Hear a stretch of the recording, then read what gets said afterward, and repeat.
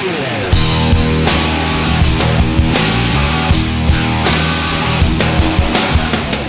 now listening to The Bryan Callen Show with your host, Bryan Callen. Ladies and gentlemen, welcome to the mother of all podcasts, The Bryan Callen Show, with my colleague, Hunter Motz. We decided that we are going to not have authors on as much unless it's somebody that we really, really feel we need to talk to. What we're going to do instead is read great books and discuss those great books and try to bring to you the ideas in said books. And one of the pitfalls I want to try to avoid is sort of this idea where I'll do something like read an article in the New York Times about how the pharmaceutical companies use cheerleaders to sell their drugs. And then all of a sudden I run around going, the pharmaceutical companies are hiring cheerleaders to, hoodwink doctors. And just because I read an article, then I'll get a bunch of emails from people who actually sell pharmaceuticals, and they'll go, hey, jackass, it's just not the way it works. Because guess what? There's more than just one story, and there's more than just one point of view to a whole bunch of my opinions and thoughts. So I think Hunter and I are going to do our best to be as fair, not only to the debate out there, but also to bring you the ideas that really matter, Hunter, right? I mean, because, I'll equate it with fighting. I know this is weird, but like if I were to say, if you said, I want to learn how to fight, and then somebody said, all right, I'm going to teach you how to punch, I'm going to teach you how to kick. So kick, now punch, throw your hands. I gave you the mechanics of punching. And then I said, I'm going to teach you how to do a double leg. That's fine, but if you didn't know how to put it all together, if you didn't know how to set it up, if you didn't know how to understand distance, if you didn't understand feints and parries and blocks and angles and the comprehensive theory behind, say, boxing or wrestling or mixed martial arts or whatever, you'd be lost. So our job here is to try to figure out a way to give you a good educational foundation. That's a tall order, and I'm no one to do this, but I think Hunter's qualified, and I think that I'm going to be, shepherded myself in that direction, and hopefully you'll learn through my example and through my experience. I think that's a fair way to put it, right, Hunter? Well, I think, this sort of, for me, this comes a lot out of our shared experience in terms of growing up, where you move all around the world and you hear all these people and they're like, this is the way the world works, right? Allah created everything, and if everybody would just be a Muslim, then all of our problems would be solved. And then you move to another country and suddenly, you hang out with a bunch of people who are all bankers and all this sort of stuff, and they're like, here's the real deal. Here's how we solve all the world's problems. We do this, this, this. We need to do this with interest rates, whatever. And you're like, okay, I don't really fully understand that, but you seem smart and I really like your suit. Yeah. But there's just, and now in the United States, you just have so many different competing opinions. Like, well, look at nutrition. I mean, yeah. Sorry, but this is, in Los Angeles, I have a group of friends that swear by this ketosis diet where they eat just protein and fat, and they eat enormous amounts of meat and cheese and avocados, and they feel amazing. Mm-hmm. And then the other camp are vegans who don't touch animal protein and swear that they feel amazing and give you all kinds of scientific reasons why eating just plants is better for you, while the other side says, bullshit, we're cavemen, we're made to eat animals, and here's the scientific evidence behind it, blah, blah, blah. Listen to this 10 podcasts. And so it goes. And so if you're, I believe in moderation, let's just be in the middle. But, if you are looking for answers, you can get very confused. There's a lot of noise out there. And that includes, how are we supposed to think and talk about Islamic fundamentalism, Islam in general, Judaism, the economy? Why is a 90% tax rate not good for the economy? Why is it good for the economy? There are a lot of different things. So again, I think politically we fall into these two camps as well. Yeah, and I think I mean for me, right, the big question that everybody has to ask themselves is there an answer out there? Is there some sort of worldview, right? I mean, the interesting thing is that, democracy, capitalism, systems of government, systems of economics, healthcare, all of this stuff is ultimately based on human beings. And is a human being knowable enough that you can figure out a structure of society that really makes sense? Well, you see, I would suggest that human beings have always tried to do that. They've always tried to organize society along, look at Plato's Republic, and then look at dictatorships, look at socialist democracies, look at communism. There's always been efforts to figure out a way to organize human beings and their societies so that you created as close to a utopia as you possibly could. I think the founding fathers were the ones that solved that problem to a large extent because they believed that wasn't something that should be strived for. In fact, no, did. That's not true. They believe that it was let the individual make his own choices. That's what I mean. The structure that they hit upon was the same one as Adam Smith, which is an evolutionary structure. You let evolution happen, you let ideas compete, and then you see which one wins out. But even within that, there is structure that is created. Right? Yes. You need institutions. I mean, that's what the Wealth of the Nation taught us. Yes, that's right. You need courts. Right. You need courts that can enforce contracts and make people keep their promises, and those are so important. You need objective law. Yeah. You need rule of law, not rule by man. Yes. And and the point is that let there be as much competition as you want, but the point is that if you have an idea and I have an idea, we don't want to settle our differences with rocks to each other's skulls. Right. That's a very good point. You want to remove violence as the mechanism of competition and make the mechanism of competition, you set up a business, I set up a business, and then we let those compete. And then ultimately the public decides which business is the best one. So, and I would add to that, sometimes I sort of feel hopeless because I think to myself, the world has yet to learn that we're one of the few countries where violence is not used to solve political disputes. But having said that, I think that idea that you just talked about, the idea that violence cannot be a way of solving, arguments, political and otherwise, is catching on. It has been. Look at Latin America. I mean, there are a lot of these countries are democracies. That is what a democracy is. So the ideas are, maybe they're not winning the day in Tsarist Russia, but they are winning the day in a lot of other countries. But it goes. I think that's the other thing too. We are children of the Enlightenment, and so we've been schooled in the myths of the Enlightenment, which is to think that humanity was essentially wasting its time for thousands of years, and then we got serious about figuring out the world. Right? Suddenly, the founding fathers roll onto the scene. Science is developed. It's a Western myth about our own achievements, and that process, that civilizing process where violence is used less and less and less and less, is much older, and that's Pinker's The Better Angels of Our Nature. That's been going on for 10,000 years, and religion played an important part in that civilizing process. So this is not cultural evolution. And we'll talk about this more. But Brian, specifically, one of the things we talked about to build off of what you were saying earlier is that what we really want to do with this podcast, we've now had over 200 episodes. We've interviewed, some of the best academics all over the world, and we'll bring on the best in future episodes. But what we really want to do is give people, an MMA for the mind. We really want to round out people's mental game, because it should be, a great MMA fighter. It doesn't matter whether you come at me with jiu-jitsu, or you come at me with boxing, or you come at me with taekwondo, or whatever it is. Let me extrapolate on that, because you're right. I mean, I love, and you came up with that the other day, and I loved it, because the fun, so if you're an orthodox fighter, if you study boxing, boxers can knock your head off if you stand in the ring with them. But if you grab a boxer around the legs, he's in deep, deep water. With a jiu-jitsu guys are really good. But if a jiu-jitsu guy gets, tries to strike with a good K1 fighter, he's going to sleep.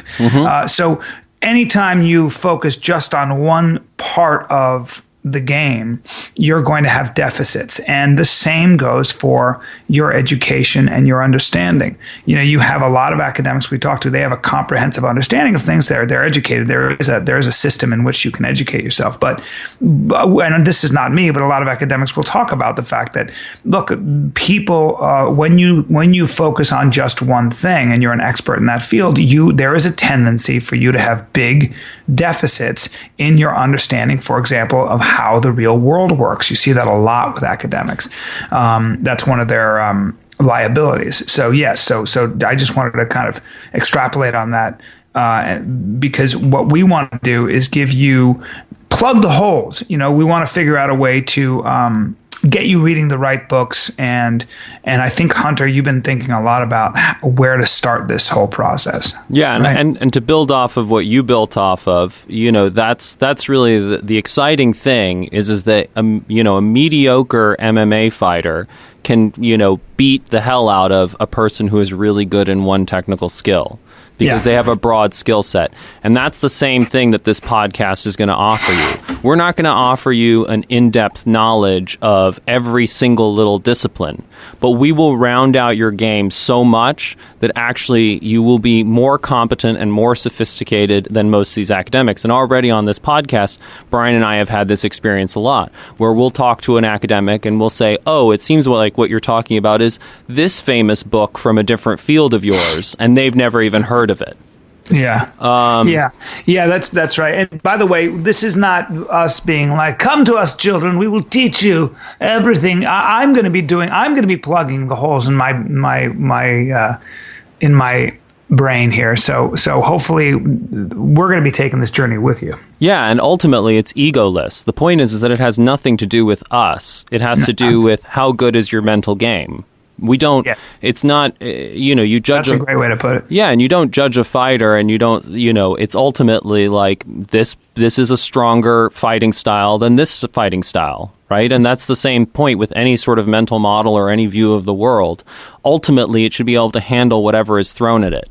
And every time you throw something at it, and if you find a weakness, then you reinvent it. And over time, you develop a mental game that can handle anything that's thrown at it. So where do you think we should start this? I think the most fundamental, the most important question is, what makes humans special and what is the source of our success? And that's a question Sounds like you're quoting Joseph Henrik's. Well, exactly. I mean, while the world was not paying attention and looking at Justin Bieber and Kim Kardashian, the most important question in human history was answered last year. Jesus. Yeah, I mean, it's huge. I mean, that's the point is, Henrik's book is, you have it in front of you. I don't know how many pages it is, but it's hundreds of pages. It's quite academic. And, I think that it's, people haven't sort of woken up to the fact of how important this book is. But if you think about man's 330 pages or something. 330 pages, but what is the fundamental question in Genesis? The fundamental question in Genesis is, why is man special? Man is special because man was made in God's image. You find the same thing in any creation myth, whether you look at the Aztecs or the Incas or any sort of ancient people. They're fundamentally trying to answer, why is it that man is different from the animals? Right? What is it that made it special? Were we, infused with some sort of divine spirit? Were we made in God's image? Did we steal fire? What are the things that really allowed us to distance ourselves from all of the other animals? Did we eat of the tree of the fruit of the tree of knowledge? What is it? And then as you move on, you start to, with, Darwin, you start to get more scientific-y sounding explanations, where we start to notice anatomical differences between us and the apes. Oh, we have opposable thumbs. Oh, we can walk on two legs.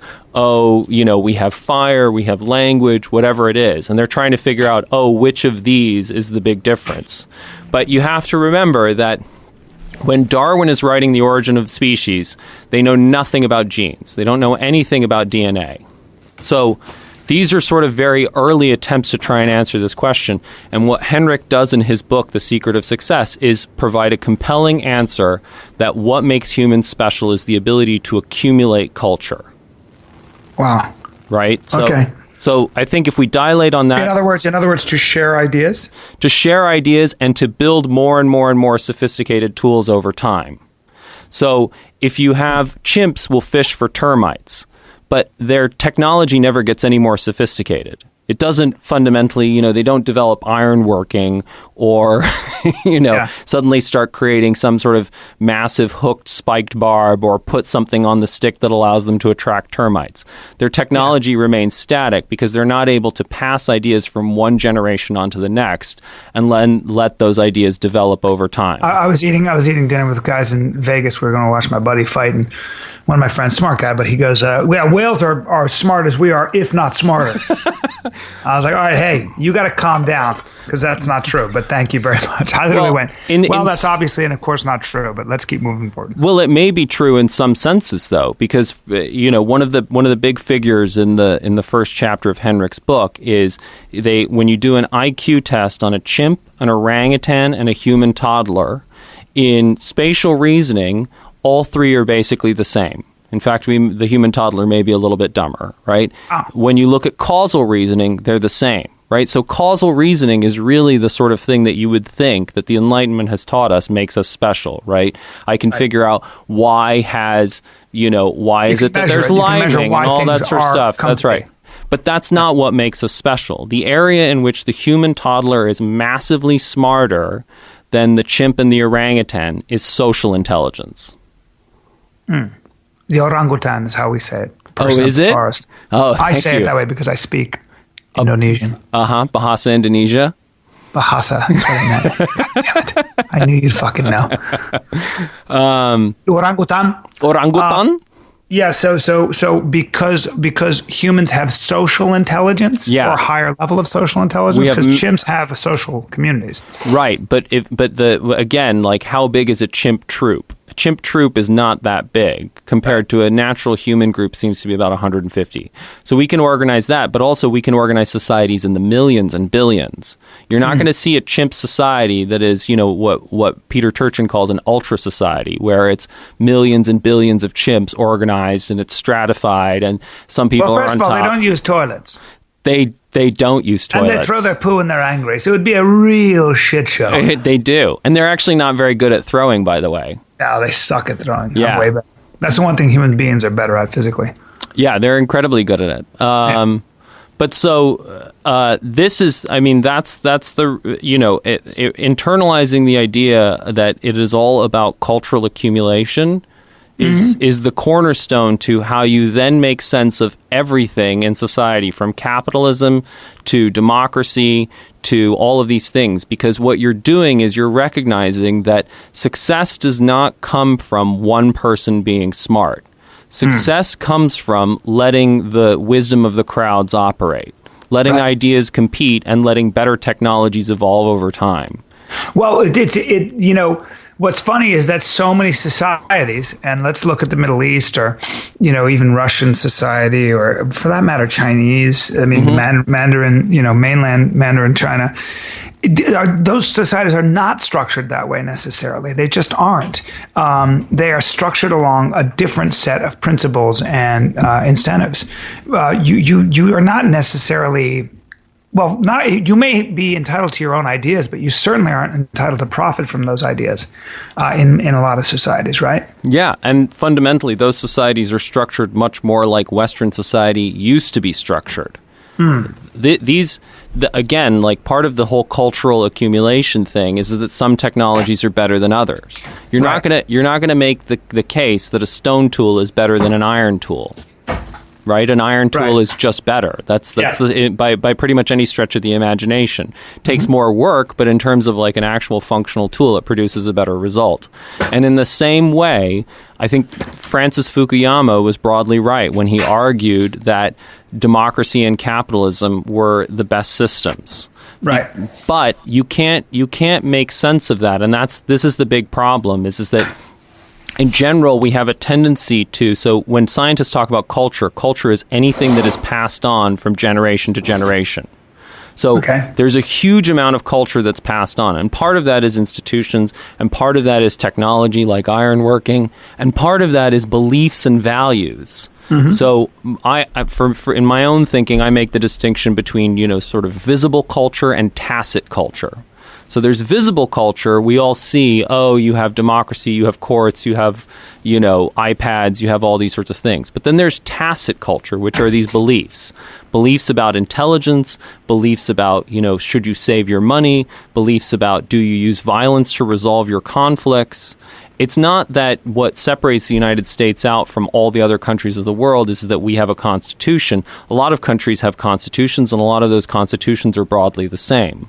But the values that underlie those societies are massively different. Mm-hmm. So, for example, in the Larry Lessig gives that great example where, I can go into, there's a place I can go, there are lots of them all over the city of LA. I can turn over a piece of plastic, and in return for that piece of plastic, they will give me a car. Mm-hmm. That is that's interesting. Yeah, that's an insane level of trust, and the things that make that work are not explicit laws; it's values.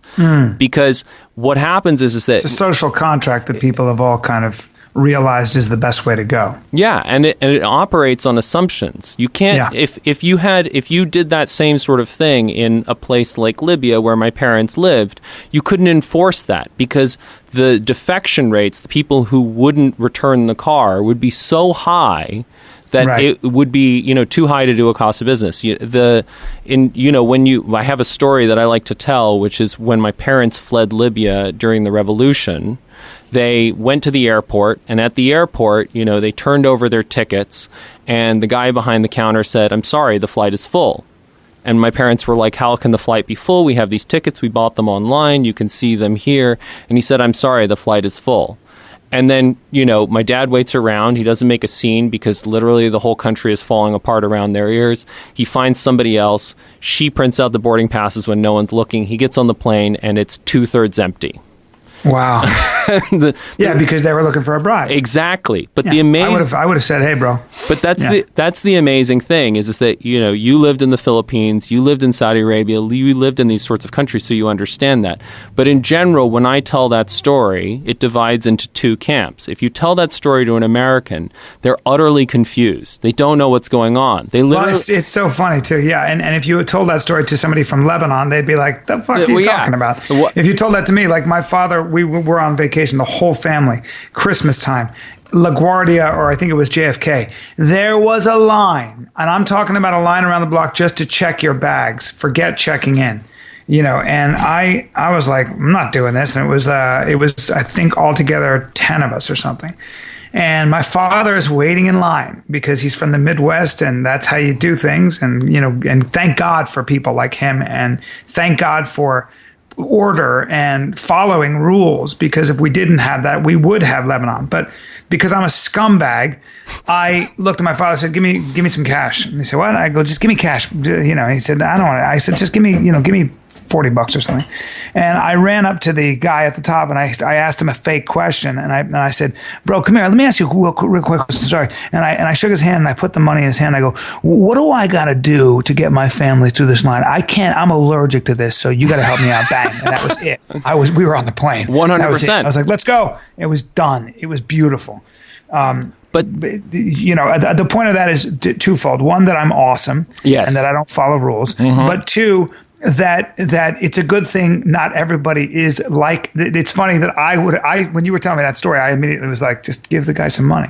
But I'm not American. Those huge differences in values are, that's not something that is spoken about or dealt with. And if you remember, we had Tamim Ansari on, who wrote the book all about Afghanistan. Mm-hmm. And he said, in Afghanistan, the question is, and feel free to jump in with the correct pronunciation of Afghanistan. Afghanistan.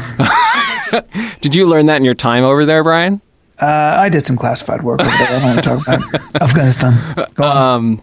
But what he said is, in Afghanistan, the question is not, they don't think about corruption. They think about what sort of asshole would get into power and not use his power to help his family. That's right. That's a great way of, that's right. That makes sense. Well, it's tribal, isn't it? It's not, somebody said Afghanistan's not really a country. Afghanistan is, the Pashtuns identify with Pashtuns, and the Hazara identify with Hazara, and the Tajik identify with Tajik. I'm being a little unfair, by the way. I don't know, but I do know that the story of Afghanistan has always been, from what I have heard, that it's not a unified country the way, say, the United States is. It is tribal. But that it is tribal, and that's the same thing with a place like Libya and Iraq, by the way. Yeah, right? They haven't. People fundamentally they identify with and even on Friday is the big day in the Muslim world, and so everybody goes over to each other's houses, and you have a big dinner, and you're there all day. But I was always stunned when we would do this in Libya. Second cousins, third cousins, all these relations were becoming around, and they all know who everybody was, how they were related, and I have some sort of relationship with my first cousins, but I couldn't even tell you who my second cousins were. And that's a big difference, again, culturally between the West and, in inverted commas, the rest. But that's also probably because knowing who your second cousin is has a great deal of relevance to your well-being, your protection, your economic opportunity, etc., right? It does, but at the same time, it's ultimately what prevents your country from developing and evolving further. Because it's not about a meritocracy; it's about influence. 100%. And there's a classic study that's done in terms of Italy, where when you ask people in northern Italy, what is the biggest key to your getting ahead, they're like merit, working hard, studying. And when you ask people in southern Italy, it's about who do you know. What are your connections? And the result is that the society is not a meritocracy. And that has been, the push towards a meritocracy is not something that the United States invented. That's why the Chinese had the imperial examination system. That's why they had eunuchs, because the whole point of a eunuch was it was someone who had no family loyalty. And the way that you ensured they had no family loyalty was to chop off their balls. Wow. The Ottomans had a similar system with the Janissaries, where what they would do is they would go to Yugoslavia and they would get a bunch of white Christian kids. They would take them away from their homes and families. They would bring them into the Ottoman Empire. They would convert them to Islam, and they would prevent them from having kids. Wow. And they couldn't marry the locals. There were all these systems, but essentially the family is the enemy of meritocracy. And so in order to have a functioning society, you have to change those values and norms around that in order that fundamentally I'm more concerned with fairness than I am concerned with narrowly advancing the interests of my family. I mean, in the United States, people say, I would do anything for my family. And that's not true at the level that it is true in most of the world. You would not murder for your family. If you were an elected official, you would not use your political power to help your family preferentially over other people. I wouldn't murder my own family. Like, for example, if my sister committed a quote-unquote adultery, et cetera, et cetera. Yeah. So that's why understanding culture is the key to understanding a lot of these differences, and we're not. But let's get a little more controversial. Yeah. So, because if we are going to understand culture, then it seems to me a really interesting and lively discussion is what culture is better than the other for a modern society and for prosperity. Well, but that's the interesting thing. So what you have to do is you have to understand, remember, this is a huge cultural package you receive. So you've received a whole bunch of things as someone who's had your experiences and lived all over the world.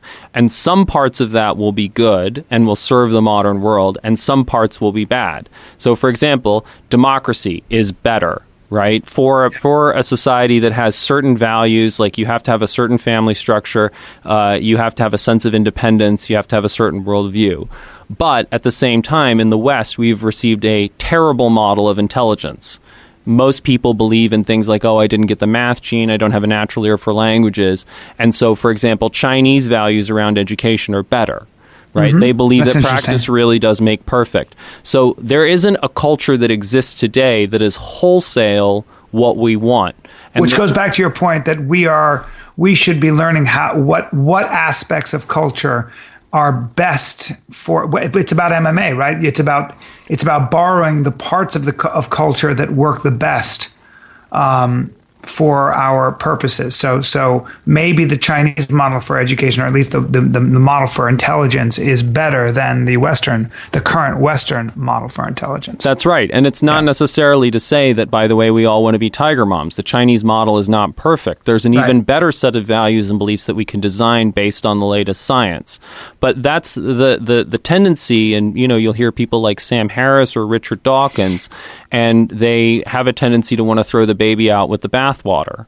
And, Right. you know, they're like, all of Islam is worthless or all of religion is worthless. And that's just not very nuanced. Well, look at how, I'm going to quote David Brooks now, but look at how Bernie Sanders is framing the debate and Hillary is jumping on board. Who's to blame? Who's destroying the moral fabric of this country? The corporations, the banks, those big faceless behemoths, those heartless, you know, machines. And then go to Donald Trump. What's the real problem? Those Mexicans coming over the border. Let's build a wall, a physical wall to keep all those Mexicans with their delicious tacos out. Mexicans, as if you can categorize an entire group of people in one word, as if there's one story for all those Mexicans. You know, it's unbelievable to me. But this is what we're dealing with. This is the narrative. Then you've got Ted Cruz, that says things like, you know, a commander in chief who doesn't start his days on his knees is not fit to rule this country, or whatever he said, something like that. Yeah. Essentially, you got to be basically a Christian. It sounds to me. And you know, 2% of our budget should go to government. I mean, you've got these people that love to demonize one aspect. They want to find the bad guy, and the bad guy is always a simple entity wearing a black hat. They're not human, by the way. They're not human. They're labeled as something else. Mexican, bank, corporation, Muslim, and they are not, in the narrative that they're presenting, they're not, it's not a human. It's an entity wearing a black hat that has to either be killed or kept out with a wall, or and why? Because, well, you know, they're getting in the way of our prosperity, our safety, our moral and ethical well-being. It's all notions of purity and disgust. It's the same thing as the Nazis. It's the same thing as the Boxer Rebellion. It's the same thing as ISIS. It's basically the idea. Jonathan Haidt. Yeah, it's this idea that, and you know, this is a tendency, that baby in bathwater thinking, which also, by the way, Dawkins and all of those guys give into, is the idea that there is a pure, sacred, perfect cultural package, and that it gets contaminated. It gets contaminated by outside ideas, by outsiders, and that therefore, you know, we have to purge these people in some way. And the point is they use different methods, right? The Nazis were willing to use violence. Ted Cruz and, you know, Donald Trump are willing to use a wall and violence, and well, but I mean, not Nazi level violence. No. But it's, and you know, Dawkins is just willing to belittle and insult these people. But the reality is that you can test, if you look at specific ideas, what Dawkins would call memes, you can test them on their own merits. Valuing education. Is it better to value education or to think it's a waste of time? Well, you can see the results of both. And in terms of a knowledge information society, valuing education is going to serve you much better. Is it better to spend all the money in your bank account, or is it better to save? Well, you can test that value and see which one is more likely to serve you over the long term. So if we talk in a very specific and nuanced way about these cultural things, then we can start to make some progress. Because the fundamental, I mean, if you look at, for example, with Islam, the problem is not necessarily Islam. Christianity engaged in a massive holy war not that long ago, and somehow they managed to interpret the idea that you should love thy neighbor as yourself means that somebody who eats sausages on Friday needs to die immediately. And what happened was there was a change in the values. They decided that it wasn't worth killing each other over doctrinal differences. But it's crucially, it's a lot of what you're going to find is not that the big example, I think, for me of what we need to do is the Meiji Restoration. So the Japanese isolated themselves from the world for 200 years. The only people who were allowed marginal contact, I think it was on Nagasaki, were the Chinese and the Dutch, and all other people were kept out of the country. And then in, I think, 1853, Commodore Perry sailed in with 4 black ships to open up the country, and suddenly the Japanese realized, oh my God, while we have been isolating ourselves from world, industrialization has happened. Yeah. And we have a lot of catching up to do. And so what they did was they didn't throw out their entire culture, But instead, what they sent people around the world to look at how are the French doing education, and how are the Americans doing it, and how are the Germans doing it. And they very intelligently, they picked out, okay, we're going to copy the educational system from these people. We're going to copy the banking system from these people. And they picked and they chose the best of what was available. And modern Japan today is fit for the modern industrial world. It's able to be industrialized. It's been incredibly economically successful because that was the Meiji Restoration? Meiji Restoration. I thought Meiji was Chinese. No, okay. Meiji is Japanese. Meiji. But they picked and they chose. They took the best parts, and they didn't fundamentally. No one would go to Japan today and say Japan is exactly like the West. It is definitively its own thing. So let's recap here. So are we going to start this discussion exploring Henrik's book? I think that's we talked about in terms of the sort of the MMA for the mind. That you have to get your fundamentals right. You have to get your punches, your kicks, and all of that sort of stuff. And your fundamentals in terms of your mental game are your assumptions. Okay. And the most important assumption, there's a reason why, for example, Jared Diamond starts Guns, Germs, and Steel with this, is what makes human beings different from animals.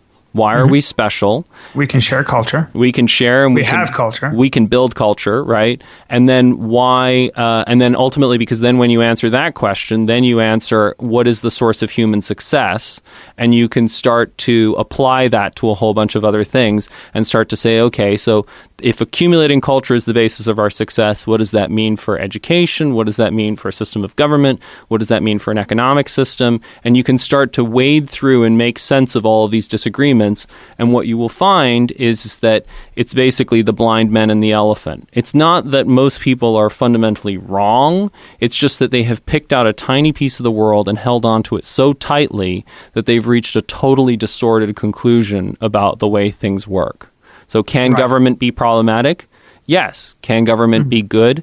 Yes, but ultimately the wisdom comes in and when you understand what is the difference between what is useful and what is harmful, and then you can use government, which is just a tool like anything in culture, whether it's a hand axe or iron or a belief about education or whatever it may be, and you can figure out what is the right use for the tool of government, what is the right use for the tool of the market, what is the right belief system that's going to serve you in a knowledge economy. By the way, Prince just passed away. No, really? Not crazy? How old is he? How old was he? I don't know. That's really weird to me. Wow. Yeah, Doris Robertson Prince. Prince, though. Well, that's probably why Prince passed away. All right, so what is on the agenda for what is it we're going, so every week, guys, we are going to be discussing I think a book or an idea, right, Hunter? Yeah, and what we're going to really do is we're going to build sequentially so that you're building a worldview. And along the way, what we really want to hear is, we're not necessarily going to get, because there's a sequence, right? And so first we have to get the culture piece right before we can start talking about democracy or capitalism, although we'll touch along these things along the way. But we really want to hear, because a large part of it, as Brian said, is that we want to learn and we want to find, it's not about us, it's about finding a model that works. So we want to hear from you guys what's missing, what are things that you've always wondered about, what are things that have never made sense to you, what are the things that you want us to tackle, and we will deal with them. But we're trying to find a structure and a sequence for doing this so that we're not just ping-ponging all over the place, but actually building something. Okay. Good. I like it. I think it's ambitious. I think it's fun and exciting, and we're going to do that. So we look forward to doing this next Thursday. We'll make a longer one, too. I just wanted to kind of lay the groundwork today. Yeah. And Hunter and I are going to choose a book, I think. Maybe it'll be more of The Secret of Our Success. Maybe we'll pick this back up. But really, don't we, Hunter, also want to create a reading list for people that kind of brings them along here? Yeah, 100%. And I think that we also have to be clear about, we're going to make sure that all of these books are clear and available to you. But the reality is that or maybe they don't have to read them. Or maybe our job is to kind of break down the discussion, right? I think that's our job, because I think the problem is that, a lot of times, like I just got tweeted at yesterday by somebody who was like, most of these books are 300 pages and they have one idea. They should have been a blog post. And that's a pressure that academics face. They only get to deal with that tiny sliver of a sky at the time, and they have to write in a super long way where they explain it. It's like The Better Angels of Our Nature is over 800 pages long. Too long. But you're right, man. Nobody has time. It's like, really, let's be honest. Nobody has time to read. Right. You do, but you don't. If you have kids and you have a life and stuff, it's just so we'll do the work for you and we'll break it down. Yeah, and ultimately, one of the things that I would like to get to is some sort of, I think we should write a book at some point that is pulling all of that together into the one book that you need to read. And you ambitious son of a bitch. That's what we want. I mean, that's what I've always wanted as a voter. I remember in 2000 when I voted for the first time, and I had no idea what I was doing. I had to go back at 49 years old and really read up on what a delegate is, what the primary is,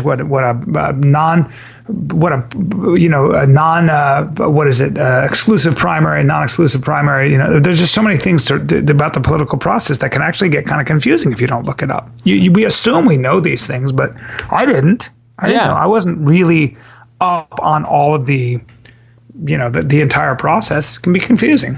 Well, and a lot of these things that politicians say can kind of make sense. It's not. Yeah. I personally was appalled when Ted Cruz said, "I don't know if sand can glow, but we're going to find out." But I was too. But at the same time, the basic logic of there are bad guys, you kill the bad guys, then there are no bad guys.